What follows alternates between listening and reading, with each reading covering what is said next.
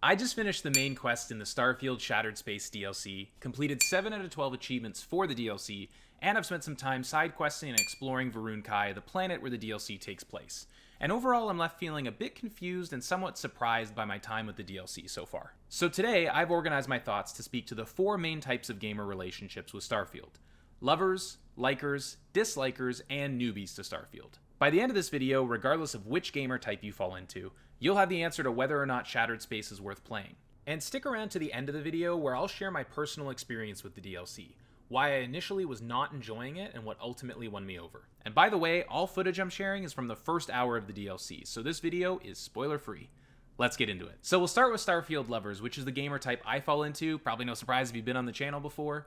And overall, like I said, I've enjoyed my time with the DLC, but I think I'd call it good, not great, and that really comes down to one major reason: scale. Shattered Space takes the Starfield experience and condenses it down onto effectively one planet and tile set, at least for the main quest. So obviously this means that while the area is densely packed and more handcrafted than any other location in Starfield, it robs the game of my favorite thing about it: the vastness of space and space exploration. Now don't get me wrong, I really enjoyed the story here. It's actually one of my top stories in the whole Starfield universe so far. But as it strips away and condenses itself down, it just starts to feel less like the Starfield that I know and love. Even smaller quests in the base game, just as an example, feel a greater sense of scale than Shattered Space, simply because you're at least fast traveling from planet to planet. And I know you're going to say that's kind of a weak point, but just that act alone does make it feel bigger to me. You might agree with that or maybe not, but that's just sort of my experience with the DLC so far. This is going to be so down to personal taste, but for anyone whose favorite thing about Starfield is the scale and space exploration and going from planet to planet, I think you'll be a bit disappointed by Shattered Space. You will still have a great time with this. At worst, it's just more Starfield, and that's always a good thing if you love the game. But I think if you're looking for something to surprise you here, it's just not really going to happen with Shattered Space. So ultimately, Starfield lovers definitely should play Shattered Space. But just keep in mind that the way this DLC is structured does change the Starfield formula in a way that didn't work as well as I'd hoped, but obviously your mileage will vary. I do also want to mention that the main campaign took me about 6 to 7 hours to complete, focusing only on it, but I have a lot of exploring left to do, so just keep that in mind as far as hours versus cost of the DLC. Now, for you Starfield likers, I think it's a little bit more complicated. And speaking of likes, you know the rest. If you're someone who liked Starfield but had some major or minor issues with your time in game, Shattered Space does shake up the formula in 3 noticeable ways. Number 1, as I mentioned, the story is really good, and I liked unraveling the mystery of what was going on Varuun'Kai. There are some great action set pieces here that are much better than anything in the base Starfield experience. Obviously no spoilers here, but there's just a cinematic quality to this story that wasn't present in the base game, and it just works really well, and I really liked it.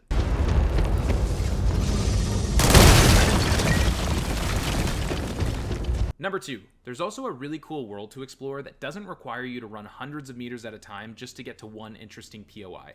And I should say that's never really bothered me in the game, but I do know that's a common complaint, especially for people who are maybe lukewarm on the game. So even better, these POIs feel much more handcrafted, which feels great. Every location I went to was unique, and I found myself exploring these side areas much more thoroughly because they felt new and fresh and exciting. Finally, number 3, the difficulty is harder in Shattered Space. I actually felt challenged in certain segments versus the base game where there just wasn't any challenge on normal difficulty. In particular, the final encounter of the main quest was actually so hard that I had to turn down the difficulty. I turned them both down, player damage and enemy damage, to very easy, and it was still kind of hard. I almost died on that. I don't know what that says about me as a YouTube gamer. Yikes. And I should say, I don't play Starfield for the difficulty. In fact, I like that there isn't a huge challenge to the base game, so this wasn't really a plus for me, but for some people I could totally see it being a good thing. So those are the 3 main differences I've found in the DLC, but for the Starfield likers, it's really just going to come down to the personal reasons why you only liked Starfield. But if story, lack of handcrafted experiences and locations, and difficulty were reasons that you were turned off of the game, I think Shattered Space actually really improves in all of these areas. So if you're a Starfield liker and these are the areas that held you back from loving it, definitely check out Shattered Space for a noticeably improved Starfield experience. So on to the Starfield Dislikers. I honestly think that if you've played Starfield in the last few months and didn't enjoy it, there's not really enough in Shattered Space to justify you trying again. Having said that, if you've only played the game at launch and you haven't come back to it since then, I strongly recommend picking it back up just to see what you think of it. It's improved a lot since launch. I was personally in the camp of disliking Starfield when it first came out, but then I came back to it earlier this year and fell in love. It felt like a totally different game, even though at its core it was the same. And check out the video at the top of the screen now if you want to hear more about why I love Starfield in 2024. But yeah, as noticeable as the improvements to story and environment are, I think objectively speaking, it's still Starfield, just on a smaller scale. So if you are a recent disliker of Starfield, meaning you've played it in the last 3 to 6 months or so and you didn't like it, you're probably safe to skip Shattered Space, even though it kills me to say that. Finally, on a more positive note, I wanted to speak to any Starfield newbies that might stumble onto this video. With Shattered Space just releasing, now is the perfect time for you to try Starfield for the first time. Starfield is a genuinely excellent space RPG in my opinion, though it is decidedly different than Bethesda's previous games, but its sense of scale is so incredible and the reason I keep coming back to the game. It's an amazing space exploration fantasy simulator. And Shattered Space is just another chapter for you to get lost in if the game clicks for you. All that said, I don't recommend starting with Shattered Space though if you're new. This is a challenging DLC, and the recommended level to start is 35, so just keep that in mind while evaluating whether or not to buy the DLC along with the base game. So, if you're new to Starfield, I strongly recommend checking out the game on Game Pass, and if you love it, the DLC is a great addition to the Starfield experience, as long as the cost to buy it versus the time to actually beat it are worth it for you. Just like base Starfield, Shattered Space is not for everyone, but if it clicks for you, then obviously more Starfield is always a great thing. Even if at the end of the day, personally, I thought it was good, not amazing, I still think this is a great addition to Starfield. And as I mentioned at the top of the video, I wanted to share a bit more of my personal experience with the DLC in case you're facing something similar. Fun fact, when I first started playing, I actually really didn't like the DLC, and I was wondering what the heck was going on with me. But as I stuck through it, it did get a lot better. Especially once I got to Varuun'Kai and started exploring. In retrospect, the initial hour or two is pretty slow, so I think that's what got me started on the wrong foot. And I'm not one to tell people to keep playing because it gets better eventually, but Shattered Space is definitely that if you're willing to play through an hour or so of setup. So, if I was so unsure at first, what ultimately won me over? Well, we've talked a lot about it, but my favorite part about this DLC was the story. I found myself compelled to push the main story forward much more than I ever did with the base game Starfield. Also, as we've talked about in the video already, the DLC wasn't what I was expecting, and it sort of reinforced what I love so much about Starfield in the first place, and I really felt the absence of this.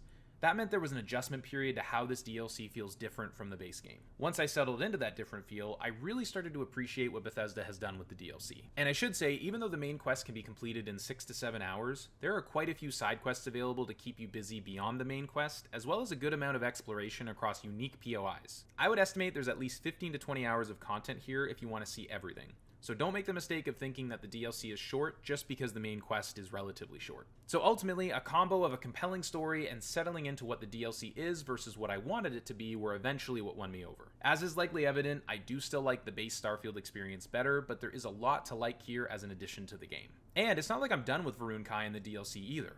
I'm excited to try the DLC in a New Game Plus run, as apparently there's some changes when you play through it that way, so I'm excited to see what that's all about. But what about the future of Starfield after Shattered Space? Check out this video right here for 5 missing features from Starfield that I think if they were added would make the game perfect. I'll see you there in just a second. Thanks so much for watching. I'm Dylan. This is Beep Boop Loot. We'll see you in the next one.